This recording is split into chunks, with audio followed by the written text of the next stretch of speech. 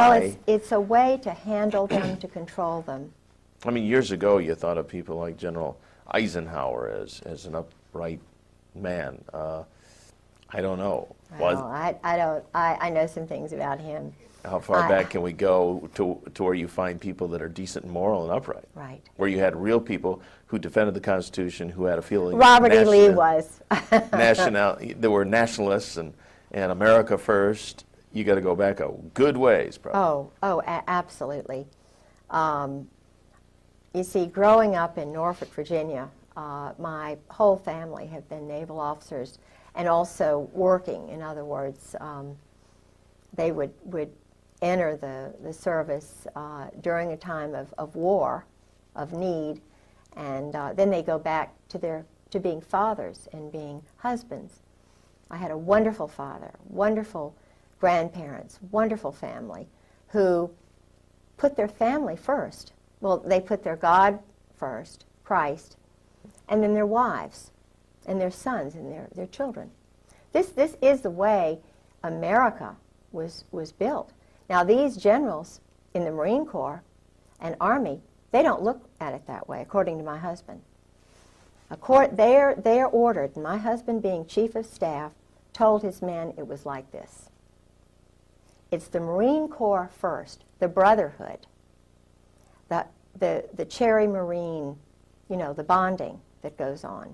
Mm-hmm. The Marine Corps comes before God, before Jesus Christ, before the country,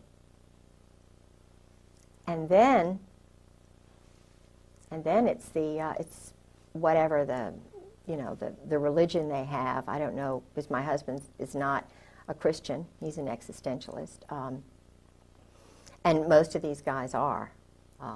Certainly Al Gray is. Krulak. I think his wife goes to church, but their God is this brotherhood. The brotherhood, and it's very German. It's very. Does it have Masonic leanings? Oh, absolutely, Masonic leanings. In fact, the admiral who was the last admiral whose car my husband bought, he was very impressed with this Norwegian admiral. Mm. They're all Masons now. Mm-hmm.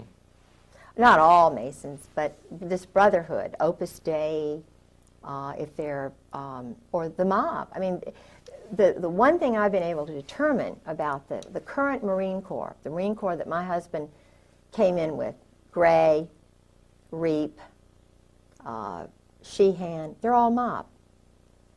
No, when you say mob, you're talking Mafia type New mob? Jersey Mafia, right. Mm-hmm. Right. And there's a... Brooklyn, New Jersey. Okay, is the mob and this military bunch, they're this one and the same? The Marine Corps guys are the hitmen, and they are mercenaries. They'll work for anybody. You think the Marine Corps is under the Navy? No way. They can just as easily be under an Army colonel, and if the Army colonel meets a Marine Corps colonel, the Army colonel is superior. They'll switch hats just like that. My husband said it's just, no big a deal. I'll go work for the State Department. I don't really. The Marine Corps is just it's like a smoke and mirrors thing. And they're run out of New Orleans. 4th Marine, Oswald. I mean, they are not on his level. He said, we've never been an enemy of the Soviet Union. They work with these communists. The man who started this whole intelligence operation, the OSS, he was recruiting known communists who were involved in the Spanish subverting Spain. What? There's no more. They're not Americans. They're not Christians. They're German existentialists. Now, what are they doing running our nation? It's kind of, they have more affinity for the state of Israel right now than they do our nation. They don't care about American citizens. The judges now in the courts are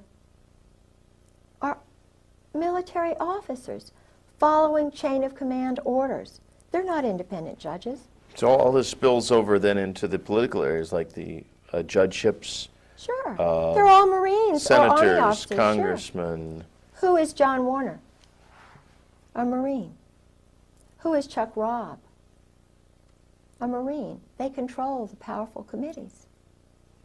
Dick Davis, Lieutenant Governor of Virginia, a Marine. His wife was, I hate to say it, well, everybody knows, in Norfolk, a prostitute.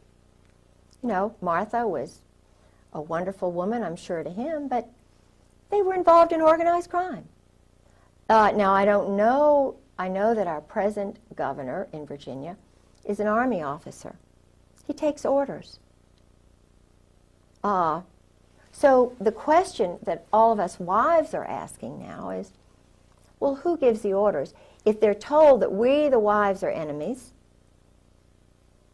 how are the sons going to grow up?